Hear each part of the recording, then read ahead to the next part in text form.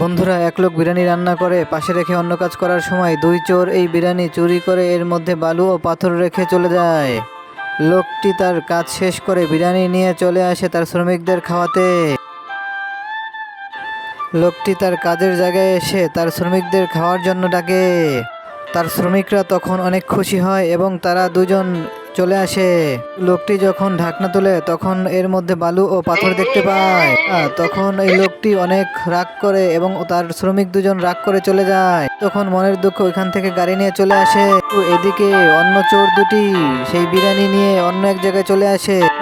এই বিরিয়ানি নিয়ে দুই চোরের মধ্যে ঝগড়া শুরু হয়। এরপর একজন চোর এসে আসল বিরিয়ানির মালিককে সব বলে দেয়। বিরিয়ানির মালিককে সাথে করে নিয়ে আসে এবং ওই চোরকে হাতে নাতে ধরে।